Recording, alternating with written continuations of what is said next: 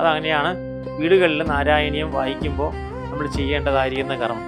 സൽക്കർമ്മങ്ങളിൽ നമുക്ക് എളുപ്പത്തിൽ അനായാസേന ചെയ്യാൻ സാധിക്കുന്ന ഒന്നാണ് നാരായണീയ പാരായണം എന്നുള്ളതാണ് അതിൽ പ്രത്യേകിച്ച് പറയുന്നത്. ഓം നമോ നാരായണായ.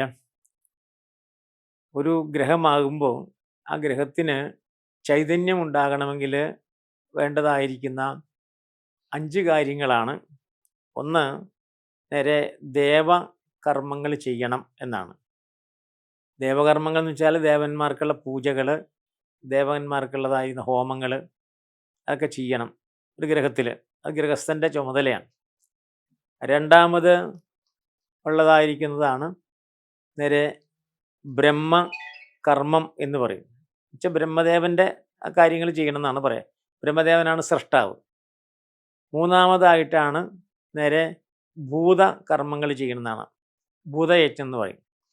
നാലാമതായിട്ടാണ് പറയുന്നത് നേരെ പിതൃയജ്ഞം എന്ന് പറയും. പിതൃക്കളുടെ കർമ്മങ്ങൾ വാർഷിക കർക്കിടക മാസത്തിലൊക്കെ തന്നെ ചെയ്യുന്നത് കൊണ്ടാണ് പിതൃയജ്ഞം. അഞ്ചാമതുള്ള കാര്യമാണ് നേരെ അതിഥി യജ്ഞം എന്നാണ് അതിന് പറയുക. അതിഥി യജ്ഞം എന്നിങ്ങോട്ട് പറയും.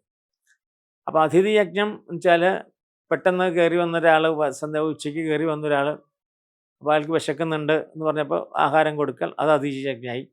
ഒരാൾ കയറി വന്ന അയാൾക്ക് ചായ കൊടുത്തു, അത് അതിഥിയാണ്. അല്ലെങ്കിൽ നേരെ നമുക്ക് വീടുകളിൽ സാധിക്കാത്തപ്പോൾ ക്ഷേത്രങ്ങളിൽ അന്നദാനം നടത്തുക, അത് അതിഥി യജ്ഞമാണ്. 5 യജ്ഞങ്ങൾ ചെയ്യണമെന്നാണ് പറയാൻ. അപ്പോൾ ഈ 5 യജ്ഞങ്ങളും നമുക്ക് ചെയ്യാനായിട്ട് വീട്ടിൽ സാധിച്ചെന്ന് വരില്ല. അപ്പോൾ അതിന് നേരെ ഒറ്റ മാർഗ്ഗമാണ് നേരെ പുരാണ പാരായണം എന്ന് പറയാം. പുരാണ പാരായണം എന്ന് പറയും. ഇപ്പോൾ ഭാഗവതം ആണ് അതിന് ഏറ്റവും പറ്റിയ മാർഗം. ഭാഗവതം 7 ദിവസം കൊണ്ട് വായിക്കാം. അപ്പോൾ വായിക്കുന്ന സമയത്ത് അപ്പോൾ അതിൽ നേരെ ദേവന്മാർക്കുള്ള പൂജയുണ്ട്. ഭാഗവതത്തിൽ ഭഗവാന്റെ ഒരു ചിത്രം വെച്ചിട്ട് പൂവിടുമ്പോൾ ദേവകർമ്മമായി. പിന്നെ ഗ്രന്ഥം ആണ് ബ്രഹ്മയജ്ഞം എന്ന് പറയാം. പുരാണങ്ങളൊക്കെ ബ്രഹ്മദേവൻ്റെ കയ്യിലാണ്. അപ്പോൾ അതാണ് പുരാണം പാരായണമാണ് ബ്രഹ്മയജ്ഞത്തിൻ്റെ ഉദാഹരണം. പിന്നെ ഭൂതയജ്ഞം, ജീവജാലങ്ങൾക്ക് ആഹാരം കൊടുക്കുക. അപ്പോൾ അവിടെ തന്നെ കാക്കയൊക്കെ തന്നെ ഭക്ഷണം കൊടുക്കുന്നതാണ് ഭൂതയജ്ഞം എന്ന് പറയുക. പട്ടി പൂച്ച ഒക്കെ വരുമ്പോൾ അവർക്ക് ഭക്ഷണം കൊടുക്കുക, അത് ഭൂതയജ്ഞമാണ്. പിന്നെ നേരെ പിതൃയജ്ഞം. അപ്പോൾ പിതൃക്കളുടെ കർമ്മം എന്ന് പറയുമ്പോൾ പുരാണങ്ങളിലൊക്കെ പിതൃക്കളെക്കുറിച്ചുള്ള പരാമർശമുണ്ട്. അപ്പോൾ പിതൃക്കളെക്കുറിച്ച് പരാമർശിച്ചാൽ മതി. പിതൃക്കൾക്ക് നേരെ ആ ഭാഗവതാദി പുരാണങ്ങൾ കേൾക്കാനായിട്ട് അവർ ആ സ്ഥലത്ത് വന്നിരിക്കുന്നതാണ്. അപ്പോൾ അതാണ് വീടൊക്കെ അടിച്ചു തുറച്ച് വൃത്തിയാക്കിയിട്ട് വേണം ഈ ഭാഗവതമൊക്കെ വായിക്കാൻ. പിന്നെ അതിഥി യജ്ഞം, അതൊക്കെ കേൾക്കാനായിട്ട് കുറച്ച് പേര് വരും. അവർക്ക് ആഹാരം കൊടുത്താൽ അന്നദാനമായി. അപ്പോൾ 5 കാര്യങ്ങളും ഒരുമിച്ച് നടക്കുന്നതാണ് പുരാണയജ്ഞം. പക്ഷേ കലികാലത്തിൽ നമുക്ക് ഭാഗവതം 7 ദിവസം വായിച്ച് നടത്താനുള്ളതായിരിക്കുന്ന സാഹചര്യം കുറവായിരിക്കും എന്നാണ്. അപ്പോൾ ആ സമയത്താണ് നേരെ നാരായണീയം എന്നുള്ളതായിരിക്കുന്ന ഗ്രന്ഥം നേരെ വന്നത് എന്നുള്ളതാണ്. അപ്പോൾ അതിപ്പോൾ നാരായണീയത്തിൻ്റെ ഒരു മാഹാത്മ്യമുണ്ട്. നാരായണീയത്തിൻ്റെ മാഹാത്മ്യത്തിൽ നേരെ ഈ നൈമിഷാരണ്യത്തിലേതായിരിക്കുന്ന മഹർഷിമാർ നേരെ സൂതനോട് ഇങ്ങനെ ചോദിച്ചു എന്നാണ്. ഈ 7 ദിവസം ഇങ്ങനെ ഭാഗവതം കേൾക്കാൻ പറ്റാത്ത സമയത്ത് എന്താണ് അതിന് മാർഗം എന്ന് പറഞ്ഞപ്പോൾ അതിനാണ് പറഞ്ഞത്, കലികാലം വരുമ്പോൾ നേരെ വ്യാസൻ നേരെ കേരളത്തിൽ, ഭാരതത്തിൻ്റെ തെക്കേ അറ്റത്ത് കേരളത്തിൽ നിളാനദിയിൽ നേരെ ഒരു ബ്രാഹ്മണനായിട്ട് ജനിക്കുന്ന. അപ്പോൾ നിളാനദിക്കരയിലെ ബ്രാഹ്മണനായിട്ട് ജനിച്ചിട്ട് സാക്ഷാൽ കലിയുഗത്തിലെ ആ ഭഗവാനായിരിക്കുന്ന നാരായണൻ്റെ ഗാനങ്ങൾ എല്ലാം ചിട്ടപ്പെടുത്തിയിട്ട് ഒരു ദിവസം കൊണ്ട് വായിക്കാവുന്ന രൂപത്തിൽ സംഗ്രഹ രൂപത്തിൽ അത് ഉണ്ടാക്കും എന്നാണ് നേരെ പറഞ്ഞത്. അതായത് അങ്ങനെയാണ് നാരായണീയ മാഹാത്മ്യം എന്നുള്ള ഗ്രന്ഥത്തിൽ പറയാം. നാരായണീയ മാഹാത്മ്യം എന്നൊരു ഗ്രന്ഥമുണ്ട്. അപ്പോൾ അതിൽ പറയണത്. അപ്പോൾ അതനുസരിച്ചിട്ടാണ് നേരെ നാരായണ ഭട്ടതിരിപ്പാട് നിളാനദിയുടെ തീരത്താണ് ജനിച്ചത്. അപ്പോൾ അവിടെയുള്ളതായിരിക്കുന്ന ആ നിളാനദിയുടെ തീരത്ത് വന്ന് ജനിച്ചു. അപ്പോൾ അവിടെ നിന്ന് പിന്നെ ഗുരുവായൂരിൽ വന്നു, തൃക്കണ്ടിയിൽ വന്നു. അപ്പോൾ വാതരോഗം അദ്ദേഹത്തിന് പിടിപെട്ടു എന്നാണ്. വാതരോഗത്തിന് ഉള്ള ചികിത്സയൊക്കെ ചെയ്തിട്ടും മാറിയില്ല. അപ്പോൾ ഗുരുവിൻ്റേത് ഏറ്റെടുത്തു എന്നാണ് പറയാം. അപ്പോൾ അങ്ങനെ വന്നപ്പോഴാണ് വാതരോഗത്തിന് ഒരു നിവൃത്തിയില്ലാതെ വന്നപ്പോഴാണ് നേരെ ഭഗവാനെ ഉപാസിച്ചാൽ മതി, വായുപുരേശ്വരനാണ് എന്ന് പറഞ്ഞിട്ടാണ് ഇരുന്ന് നേരെ എന്താ വേണ്ടത്. അപ്പോഴാണ് മത്സ്യം തൊട്ട് കൂട്ടിക്കോടുമെന്ന് എഴുത്തച്ഛൻ പറഞ്ഞു എന്നൊക്കെയാണ് കഥ പറയാം. പക്ഷെ ഭഗവാന്റെ മത്സ്യാവതാരം തൊട്ടുള്ള എല്ലാ അവതാരങ്ങളും ചേർത്ത് നേരെ ഭഗവാനെ കീർത്തിക്കാനായിട്ട് പറഞ്ഞു. അപ്പോൾ അദ്ദേഹത്തിന് മനസ്സിലായി ഒരു കാര്യം ചെയ്യാം, ഭാഗവതമാണെന്ന് നിലവിലുണ്ടായിരിക്കുന്ന ആ ഒരു ഗ്രന്ഥം അതിനെ സംഗ്രഹിച്ചിട്ട് നേരെ ഒറ്റ ദിവസം കൊണ്ട് നേരെ വായിക്കുന്ന രൂപത്തിൽ 100 ദശകങ്ങളായിട്ട് എഴുതി. അപ്പോൾ അത് ഭാഗവതത്തിന് തത്തുല്യമായിട്ട് തീർന്നു എന്നാണ് പറയാൻ. കാരണം അതിൻ്റെ അവസാനത്തിൽ നേരെ ഭഗവാൻ ഗുരുവായൂർ ക്ഷേത്രത്തിൻ്റെ ശ്രീലകത്തു നിന്ന് പുറത്തേക്ക് അങ്ങനെ വന്നു. അതാണ് കേശാദിവാദം വർണ്ണിക്കാനുള്ള കാരണം. അപ്പോൾ അത് ഒരു ദിവസം കൊണ്ട് വായിച്ചു തീർക്കാവുന്ന രൂപത്തിലാണ്. അപ്പോൾ 7 ദിവസം ആ പുരാണങ്ങൾ വായിച്ച ഫലം ഒരു ദിവസം നാരായണീയം വായിച്ചാൽ കിട്ടും. അപ്പം അതിന് നല്ലതായിരിക്കുന്ന ഒരു ഗുണം, അത് ഗൃഹങ്ങളിൽ വായിക്കുന്നതാണ് ഏറ്റവും ഉത്തമം. കാരണം ഭാഗവത സപ്താഹം വീട്ടിൽ നടത്തണമെങ്കിൽ അതിന് അതിൻ്റേതായ ചിട്ടവട്ടമുണ്ട്. പുരാണങ്ങൾക്ക് അതിൻ്റേതായിരിക്കുന്ന ചിട്ടകളുണ്ട്. ആ ചിട്ടകൾ തെറ്റിക്കാൻ പാടില്ല എന്നാണ്. പുരാണം നടക്കുമ്പോൾ അന്ന് അവിടെയൊക്കെ തന്നെ ആ സ്ഥലമൊക്കെ തന്നെ അടിച്ചു മെഴുക്കി നേരെ ചാണകം തളിക്കണം, അതിന് മണ്ഡപം ഒരുക്കണം, അതിനുള്ളതായിരിക്കുന്ന ഒരുക്കങ്ങളൊക്കെ പൂർത്തിയാക്കണം. പിന്നീട് നേരെ എല്ലാവരെയും അറിയിക്കണം, എല്ലാവരെയും ക്ഷണിക്കണം. അപ്പോൾ അങ്ങനെയൊക്കെ വരുമ്പോൾ അതിനതിൻ്റേതായ ചിട്ടകളൊക്കെ ഉണ്ട്. രാവിലെ വായിച്ച് വൈകുന്നേരം നിർത്തണം. അപ്പോൾ അതിൻ്റെ വിധികളൊക്കെ ഉണ്ട്. ആചാര്യനെ സ്വീകരിക്കണം. അപ്പോൾ എല്ലാവർക്കും നേരെ സ്വീകാര്യമായിരിക്കുന്നതാണ് നാരായണീയം. അപ്പോൾ നാരായണീയം വായിച്ചു കഴിഞ്ഞാൽ ഭാഗവതം വായിച്ച ഫലമായിട്ട് തരും. അത് വീടുകളിൽ വായിക്കാം എന്നാണ്. അപ്പോൾ അതിന് പ്രത്യേകിച്ചതായിരിക്കുന്ന മറ്റ് കാര്യങ്ങളൊന്നുമില്ല. ഭാഗവതത്തിൻ്റെ എല്ലാ ഗുണങ്ങളും ഈ നാരായണീയത്തിലും ഉണ്ട് എന്നുള്ളതാണ് സത്യം. അപ്പോൾ 100 ദശകങ്ങളായിട്ടാണ് നാരായണീയം വെച്ചിരിക്കുന്നത്. അപ്പോൾ ദശകം എന്ന് വെച്ചാൽ 10 ശ്ലോകങ്ങളുള്ളതിൻ്റെ പേരാണ് ദശകം എന്ന് പറയാം. അപ്പോൾ എന്താണ് 10 ശ്ലോകങ്ങൾ വയ്ക്കാൻ കാരണം എന്ന് വെച്ചാൽ, കാരണം ഋഗ്വേദ പണ്ഡിതനാണ് മേൽപ്പത്തൂർ നാരായണീയ ഭട്ടതിരിപ്പാട്. അപ്പോൾ ഋഗ്വേദത്തിലെ ഓരോ മണ്ഡലങ്ങളിലും നേരെ 10 മണ്ഡലങ്ങളാണ് ഒരു ഭാഗത്തുള്ളത്. ഓരോ ഭാഗത്തിലും 10 മണ്ഡലങ്ങളാണ്.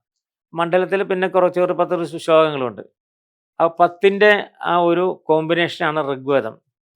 അതുകൊണ്ട് ഋഗ്വേദിയായിരിക്കുന്ന നാരായണീയ ഭട്ടതിരിപ്പാട് നേരെ 10 ശ്ലോകങ്ങളിലായിട്ട് ഭഗവാന്റെ കഥ അങ്ങോട്ട് ചുരുക്കി അങ്ങനെ പറഞ്ഞു. അതാണ് ദശകം എന്ന് പറയാൻ കാരണം. 10ൻ്റെ കൂട്ടാണ്. അങ്ങനെ 100 ദശകം. അപ്പോൾ അങ്ങനെയാണ്.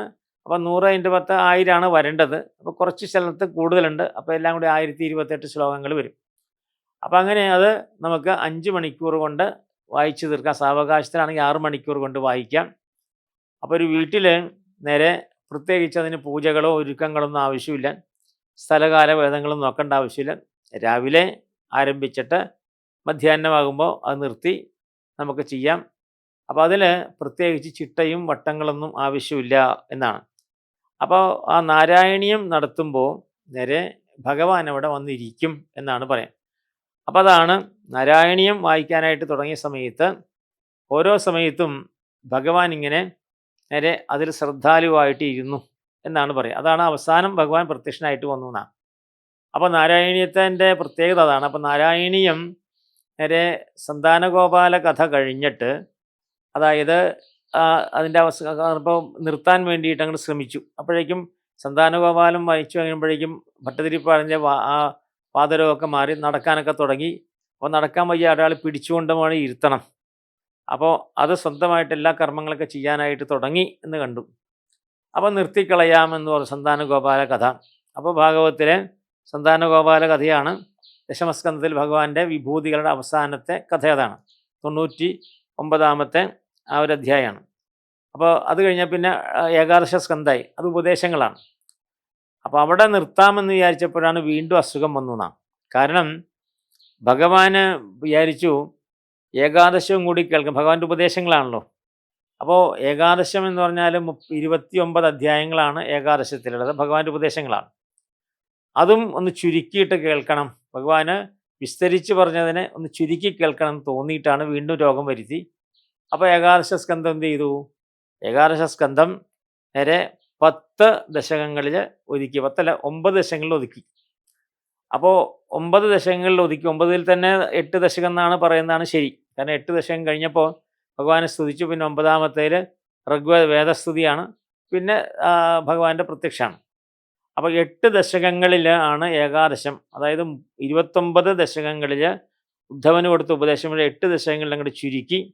അപ്പോൾ ഭഗവാൻ സന്തോഷിച്ചപ്പോഴാണ് നേരെ ഭഗവാന്റെ ഈ ഭട്ടതിരിപ്പാടിൻ്റെ ഉള്ളിലും ഭഗവാൻ കയറി ആ ഭഗവാൻ പുറത്തും വന്നു നിന്നിട്ട് അനുഗ്രഹിച്ചു എന്നാണ് പറയുന്നത്. അപ്പം അതാണ് നാരായണീയം നമ്മൾ വായിച്ചാൽ ഭാഗവതം സമ്പൂർണ്ണമായിട്ട് വായിച്ച ആ ഫലവും കിട്ടും, അനുഗ്രഹങ്ങളും കിട്ടും. അത് നേരെ അർത്ഥം അറിഞ്ഞ് ജപിക്കുമ്പോൾ വായിച്ചു കഴിഞ്ഞാൽ അതിൻ്റെ പൂർണ്ണമായിരിക്കുന്ന ഫലം നമുക്ക് കിട്ടും. അർത്ഥം അറിഞ്ഞില്ലെങ്കിലും നേരെ ഭഗവാനെ കീർത്തിക്കുമ്പോൾ അർത്ഥം അറിഞ്ഞില്ലെങ്കിലും വിരോധമില്ല എന്നാണ് പറയാം. അപ്പം അതാണ് നാരായണീയത്തിൻ്റെ പ്രത്യേകത. അപ്പം കലികാലത്തിൽ ആളുകൾക്ക് ഭഗവാനെ ഉപാസിക്കാനായിട്ട് ഏകമാർഗം നാരായണീയം ആണ്.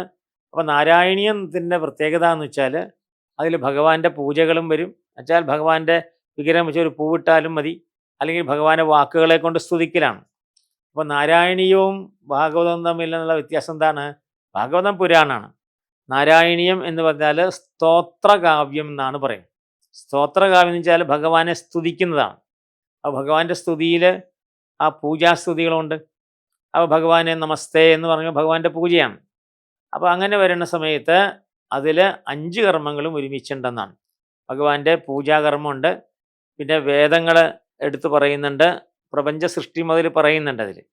അപ്പോൾ ചില ദശകങ്ങളിൽ പ്രപഞ്ചത്തിൻ്റെ സൃഷ്ടി മുതൽ പറയുന്നുണ്ട്. അപ്പോൾ ആ പ്രപഞ്ച സൃഷ്ടി പറയുന്നത് ബ്രഹ്മദേവൻ്റെ കർമ്മമാണ്, അതുകൊണ്ട് ബ്രഹ്മകർമ്മമുണ്ട്. പിന്നീട് പിതൃക്കൾക്ക് മോക്ഷമുള്ളതായിരിക്കുന്ന കാര്യങ്ങൾ പറയും. അപ്പോൾ പിതൃക്കൾക്കും അന്നേരം തൃപ്തികരമായിട്ട് വരും. അപ്പോൾ അതാണ് പിതൃക്കളുടെ കർമ്മങ്ങൾക്ക് പിതൃകാര്യങ്ങളും വരുന്നത്. പിന്നെ അത് കഴിഞ്ഞാൽ പിന്നീട് നേരെ ഭൂതയജ്ഞം എന്ന് പറയും. അപ്പോൾ എല്ലാ ജീവജാലങ്ങൾക്കും നേരെ ആഹാരം കൊടുക്കണതായിരിക്കുന്ന രൂപത്തിൽ. അപ്പോൾ നമ്മൾ അങ്ങനെ ഒരു സംഗതി വരുന്ന സമയത്ത് ജീവജാലങ്ങൾക്ക് പുറത്തും ആഹാരം കൊടുക്കും. അതേപോലെ ആ ചുറ്റുപാടുള്ള വായു, എല്ലാ അന്തരീക്ഷങ്ങളുണ്ട്. ജീവജാലങ്ങളിലൊക്കെ തന്നെ ഈ വീടിനകത്തൊക്കെ തന്നെ ചെറിയ ചെറിയ ഉറുമ്പുകളുണ്ടാവും, ചെറിയ തേരട്ട ഉണ്ടാവാം, പല്ലി ഉണ്ടാവാം. ഇതൊക്കെ അത് കേൾക്കും. അപ്പോൾ അത് നാരായണീയാവതി കേൾക്കുമ്പോൾ തന്നെ അപ്പോൾ ഭൂതയജ്ഞമായി തീർന്നു. പിന്നീട് അപ്പോൾ ആരെങ്കിലും ഒരാൾ വന്നു കഴിഞ്ഞാൽ അവർക്ക് ആഹാരം കൊടുക്കണം. അതുകൊണ്ട് നാരായണീയം ഒരു ഗ്രഹത്തിൽ വായിക്കുമ്പോൾ ആരെങ്കിലും ഒരാൾ കയറി വരും, വന്നില്ലെങ്കിൽ ഒരാളെങ്കിലും വിളിച്ച് നേരെ ആഹാരം കൊടുക്കുന്നതാണ് ഉത്തമം. അതങ്ങനെയാണ് വീടുകളിൽ നാരായണീയം വായിക്കുമ്പോൾ നമ്മൾ ചെയ്യേണ്ടതായിരിക്കുന്ന കർമ്മം. അപ്പോൾ 5 യജ്ഞങ്ങളും കൂടിയിട്ട് ഒരുമിച്ച് ചെയ്യാവുന്ന, ഒറ്റ ദിവസം കൊണ്ട് നിർവഹിക്കാവുന്ന ഒന്നാണ് നാരായണീയം എന്ന് പറയുന്നത്.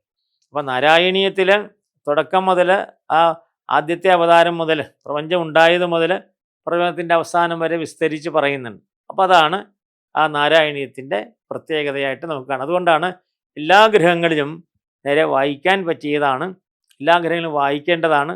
അപ്പോൾ സൽക്കർമ്മങ്ങളിൽ നമുക്ക് എളുപ്പത്തിൽ അനായാസേന ചെയ്യാൻ സാധിക്കുന്ന ഒന്നാണ് നാരായണീയ പാരായണം എന്നുള്ളതാണ് അതിൽ പ്രത്യേകിച്ച് പറയുന്നത്.